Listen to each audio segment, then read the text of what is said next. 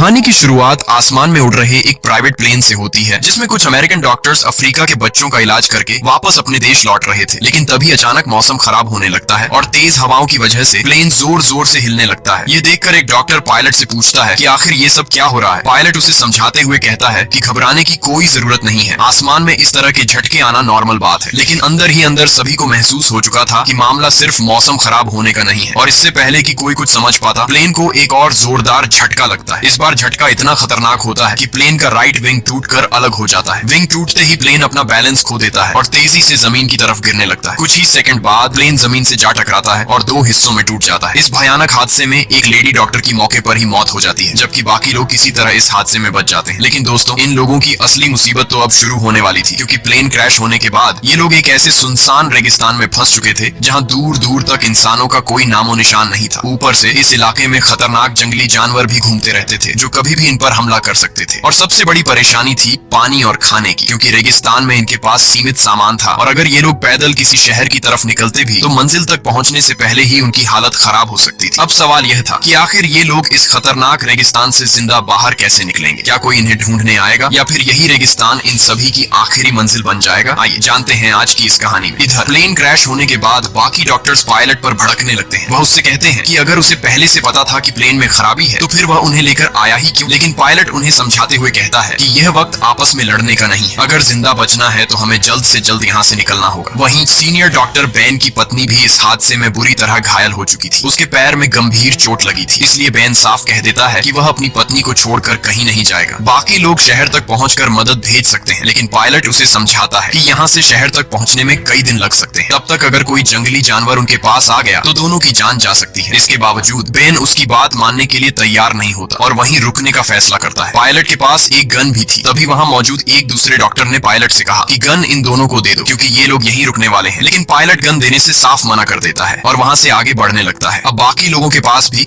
उसके पीछे चलने के अलावा कोई दूसरा रास्ता नहीं बचता, इसलिए वे मजबूरी में उस अनजान रेगिस्तान के बीच पायलट के पीछे चल पड़ते हैं। काफी देर तक चलने के बाद एक डॉक्टर से रहा नहीं जाता और वह पायलट से पूछता है कि आखिर हम जा कहाँ रहे हैं। वह बताता है कि उसने मैप में देखा था कि यहाँ से करीब 10 किलोमीटर पश्चिम की तरफ एक गांव मौजूद है। अगर वे किसी तरह वहां पहुंच जाएं तो कम से कम खाने और पानी का इंतजाम तो हो सकता है। लेकिन पायलट उसकी बात सुनकर साफ कह देता है कि वह हर हफ्ते इसी रास्ते से प्लेन उड़ाकर जाता है और उसे अच्छी तरह पता है कि इस इलाके में कोई गांव नहीं है। उसके मुताबिक अगर इन लोगों को जिंदा रहना है तो उन्हें रुकना नहीं है, बल्कि लगातार आगे बढ़ते रहना होगा। पायलट की बात सुनकर बाकी तीनों के पास उसके पीछे चलने के अलावा कोई और रास्ता नहीं बचता। ऐसे ही चलते चलते आखिरकार वह चारों काफी दूर तक निकल आते हैं। लेकिन इतनी दूर आने के बाद भी उन्हें चारों तरफ सिर्फ वीरान रेगिस्तान ही नजर आता है। दूर दूर तक ना कोई इंसान था और ना ही पानी का कोई निशान। अब इतनी लंबी दूरी तय करने के बाद अल्बर्ट नाम का डॉक्टर बुरी तरह थक जाता है और आखिरकार रेत पर ही लेट जाता है। तभी पायलट उसे थोड़ा पानी देते हुए कहता है, भाई ऐसे यहाँ लेट जाने से काम नहीं चलेगा। यहाँ से करीब 5 किलोमीटर दूर एक नदी की घाटी होने की उम्मीद है। अगर हम लगातार चलते रहे तो शायद जल्द ही वहाँ पहुँच जाएंगे, इसलिए हिम्मत रखो और उठकर चलो। पायलट की बात सुनकर बाकी तीनों एक बार फिर नई उम्मीद के साथ उसके पीछे चल पड़ते हैं। लेकिन दोस्तों, जब वह लोग किसी तरह 5 किलोमीटर का रास्ता तय करके उस जगह पहुंचते हैं तो वहां नदी तो दूर की बात है, पानी की एक बूंद तक नहीं होती। चारों तरफ सिर्फ सूखा और बंजर रेगिस्तान फैला हुआ था। यह देखकर एक डॉक्टर का गुस्सा पूरी तरह फूट पड़ता है, क्योंकि 5 किलोमीटर चलने के बाद भी इनके हाथ कुछ नहीं लगा था। अब ना खाना था, न पानी और न ही जिंदा बचने की कोई उम्मीद। गुस्से में आकर डॉक्टर पायलट से बंदूक छीन लेता है और उसे मारने ही वाला होता है। लेकिन तभी पायलट उसे समझाते हुए कहता है कि मुझ पर गुस्सा करने से कुछ हासिल नहीं होगा। वैसे भी अगर हालात ऐसे ही रहे तो हम सब यहीं मर जाएंगे, इसलिए जो हो गया उसे भूल जाओ और वापस प्लेन की तरफ चलते हैं। कम से कम वहां पहुंचकर किसी जंगली जानवर का शिकार करके अपना पेट तो भर सकते हैं। अब उनके पास वापस लौटने के अलावा कोई रास्ता नहीं बचता, इसीलिए चारों थके हुए कदमों से दोबारा प्लेन की तरफ चलना शुरू कर देते हैं। वहीं दूसरी तरफ हम डॉक्टर बेन को देखते हैं, जो अपनी घायल बीवी के पास बैठकर उसकी देखभाल कर रहा था। तभी अचानक उसे आसपास किसी जंगली जानवर की आवाज सुनाई देती है। दरअसल उसकी बीवी के पैर से निकल रहे खून की गंध अब रेगिस्तान में मौजूद खतरनाक शेरों तक पहुंच चुकी थी और वह धीरे धीरे उनकी लोकेशन की तरफ बढ़ रहे थे। उधर बाकी लोग प्लेन की तरफ वापस लौट ही रहे थे कि तभी जैक उनके साथ जाने से साफ मना कर देता है। वह अकेले ही अपना रास्ता पकड़कर आगे बढ़ जाता है। अब बाकी तीनों के पास कोई दूसरा विकल्प नहीं था, इसलिए वह शाम होने से पहले किसी तरह प्लेन तक पहुंच जाते हैं। लेकिन वहां पहुंचते ही उन्हें कुछ ऐसा दिखाई देता है जिसे देखकर उनके होश उड़ जाते हैं। डॉक्टर बेन और उसकी बीवी दोनों ही वहां मौजूद नहीं थे। वहीं प्लेन के पास काफी सारा खून बिखरा हुआ था। यह देखकर सभी को समझ आ जाता है कि यहाँ जरूर कुछ बहुत बुरा हुआ है। वह लोग अभी प्लेन के पास जाकर जांच ही कर रहे होते हैं कि तभी पीछे से अचानक कोई उन पर हमला कर देता है और हमला करने वाला कोई और नहीं बल्कि बेन था। बेन गुस्से में पायलट का गला पकड़कर कहता है कि आज तुम्हारी वजह से मैंने अपनी बीवी को खो दिया। अगर तुम जाने से पहले मुझे अपनी पिस्तौल दे देते तो शायद मैं उसे बचा सकता था। इसके बाद बेन पायलट को मारने ही वाला होता है कि तभी पीछे से एक डॉक्टर फ्लेयर गन चलाकर दोनों को रोक देता है। कुछ देर बाद पायलट बेन को समझाता है कि इसका मतलब यहाँ जरूर कोई जंगली जानवर आया था जिसने तुम्हारी बीवी पर हमला किया, और अगर वह जानवर यहाँ आया है तो रात में दोबारा भी लौट सकता है। फिर पायलट उन्हें अपने प्लेन के केबिन में मौजूद एक खास दरवाजे के बारे में बताता है। उस दरवाजे को लॉक करने के बाद अंदर सिर्फ 3 लोग ही सुरक्षित रह सकते थे, यानी अब 4 लोगों में से एक को पूरी रात प्लेन के बाहर रहना पड़ेगा। ये बात सुनते ही बेन सीधा पायलट को बाहर रहने के लिए कह देता है, क्योंकि उसकी नजर में उसकी बीवी की मौत के लिए वही जिम्मेदार था। लेकिन पायलट भी साफ मना कर देता है और कहता है कि यह मेरा प्लेन है, इसलिए मैं बाहर बिल्कुल नहीं रहने वाला। अब जब दोनों में से कोई भी पीछे हटने को तैयार नहीं था तो आखिरकार चारों एक फैसला लेते हैं। वह कॉइन टॉस करके तय करेंगे कि पूरी रात प्लेन के बाहर कौन रहेगा। कॉइन टॉस होता है और किस्मत आखिर मैक्स के खिलाफ चली जाती है। बाकी सभी बच जाते हैं, लेकिन अब मैक्स को पूरी रात उस खतरनाक रेगिस्तान में अकेले बाहर रहना पड़ेगा। रात होने से पहले ही बाकी तीनों ने मैक्स को समझा दिया था कि वह पूरी रात मशाल जला कर रखे ताकि जंगली जानवर उनके आसपास न भटके। रात होते ही तीनों प्लेन के अंदर चले जाते हैं और दरवाजा अंदर से लॉक कर लेते हैं। वहीं मैक्स बाहर अकेला बैठकर आसमान की तरफ देख रहा था। दूसरी तरफ जैक को दिखाया जाता है जो पागलों की तरह इधर उधर अंधाधुंध गोलियां चला रहा था। उसे लग रहा था कि गोलियों की आवाज से आसपास मौजूद सारे जंगली जानवर डर कर भाग जाएंगे, लेकिन दोस्तों यही उसकी सबसे बड़ी गलती साबित होने वाली थी। कुछ ही देर बाद एक जंगली जानवर उस पर हमला कर देता है और उसकी जान चली जाती है। इधर प्लेन के अंदर कुछ देर बाद पायलट को अचानक जोर से प्रेशर महसूस होता है, इसलिए वह बाहर निकलकर अपना काम निपटाने लगता है। लेकिन उसी मौके का फायदा उठाकर एक जहरीला सांप चुपचाप प्लेन के अंदर घुस जाता है। दूसरी तरफ मैक्स भी गहरी नींद में सो चुका था, इसलिए उसे इस बात की बिल्कुल भनक नहीं थी। पायलट वापस केबिन में आ जाता है। वहीं मैक्स के सो जाने की वजह से कोई भी आग में लकड़ी नहीं डालता और लकड़ियां धीरे धीरे खत्म होने लगती हैं। देखते ही देखते आग भी बुझने लगती है और जैसे ही अंधेरा पूरी तरह छा जाता है जंगल में छिपे जंगली जानवर मैक्स पर हमला कर देते हैं। मैक्स की चीखें सुनकर भी बाकी लोग केबिन के अंदर ही डरे सहमे बैठे रहते हैं। कोई भी उसकी मदद करने नहीं चाहता। तभी वह काला डॉक्टर हिम्मत करके मैक्स को बचाने के लिए दरवाजा खोलता है, लेकिन सामने एक शेर को देखकर उसके होश उड़ जाते हैं और वह तुरंत दरवाजा बंद कर देता है। लेकिन तभी पीछे से छिपा हुआ जहरीला सांप उसके पैर में डस लेता है। वह किसी तरह सांप को पकड़कर मार देता है और फिर जहर को फैलने से रोकने के लिए अपने पैर के जख्मी हिस्से को काट देता है। इसके बाद तीनों पूरी रात केबिन के अंदर ही डरे हुए बैठे रहते हैं और किसी तरह वह खौफनाक रात गुजारते हैं। सुबह होते ही वैन सबसे पहले बाहर निकलता है। बाहर का नजारा देखकर उसके होश उड़ जाते हैं, क्योंकि चारों तरफ खून ही खून फैला हुआ था। वह चुपचाप जाकर एक पेड़ के नीचे बैठ जाता है। कुछ देर बाद पायलट उसके पास आता है और कहता है, भाई यहाँ बैठकर दुख मनाने का वक्त नहीं है। तुमने रात को देखा ही है कि हमारे साथ क्या हुआ। अगर हम यहाँ एक दिन भी और रुके तो हम में से कोई भी जिंदा नहीं बचेगा, इसलिए हमें जल्द से जल्द यहाँ से निकलना होगा। लेकिन वैन उसकी बात सुनने के लिए तैयार नहीं था, क्योंकि अपनी पत्नी को खोने के बाद वह अंदर से पूरी तरह टूट चुका था। जिसे वह अपनी जान से भी ज्यादा प्यार करता था, वह अब इस दुनिया में नहीं रही थी, इसलिए अब उसे अपनी जिंदगी की भी कोई परवाह नहीं थी। कुछ देर बाद पायलट उस काले डॉक्टर को लेकर केबिन से बाहर निकलता है। रात में सांप के काटने की वजह से उसका पैर लगभग सुन्न हो चुका था और वह ठीक से चल भी नहीं पा रहा था। यह देखकर पायलट उसे एक लाठी देता है ताकि वह उसके सहारे चल सके। वहीं वैन अपनी जगह से हिलने को तैयार नहीं था, इसलिए दोनों उसे वहीं छोड़कर आगे बढ़ने लगते हैं। लेकिन कुछ दूर जाने के बाद अचानक पायलट की नजर सामने से आती हुई एक गाड़ी पर पड़ती है। गाड़ी को देखते ही दोनों के अंदर एक नई उम्मीद जाग जाती है। उन्हें लगता है कि शायद अब कोई उन्हें इस खतरनाक रेगिस्तान से बाहर निकाल सकता है और आखिरकार वह जिंदा अपने घर वापस लौट पाएंगे। लेकिन उनकी यह खुशी ज्यादा देर तक टिक नहीं पाती। कुछ ही देर बाद जैसे ही वह गाड़ी उनके करीब पहुंचती है, तीनों की सारी उम्मीदें चकनाचूर हो जाती हैं, क्योंकि यह कोई रेस्क्यू टीम नहीं बल्कि कुछ खतरनाक हथियारबंद लोग थे। उनके हाथों में भारी राइफल्स और दूसरे हथियार थे। मौके पर ही वह लोग तीनों को बंधक बना लेते हैं। उनका लीडर आगे आकर पूछता है, तुम लोग यहाँ क्या कर रहे हो और तुम्हारे प्लेन के पास हाथी के दांतों से भरे इतने सारे बक्से कहाँ से आए? आगे से काला डॉक्टर जवाब देता है, हमारा प्लेन यहाँ क्रैश हुआ है और इन दांतों के बारे में मुझे कुछ नहीं पता कि ये यहाँ कैसे आए। ये सुनते ही लीडर गुस्से में आ जाता है और कहता है, तुम्हें पता नहीं, ये सब हमारा माल है। अफ्रीका से हाथी के दांत चुराकर विदेशों में सप्लाई करते हो और ऊपर से हमें ही बेवकूफ बना रहे हो। अब सच सच बता, तुम लोग कौन हो और किसके लिए काम करते हो? लेकिन जब किसी की तरफ से कोई जवाब नहीं मिलता तो वह वैन पर बंदूक तान देता है। वह उसे गोली मारने ही वाला होता है कि तभी पायलट दूर से चिल्लाकर कहता है, रुको, इन दोनों का कोई कसूर नहीं है, ये सब मेरा काम है। मैं ही पायलट हूँ और चोरी छिपे अफ्रीका से हाथी के दांत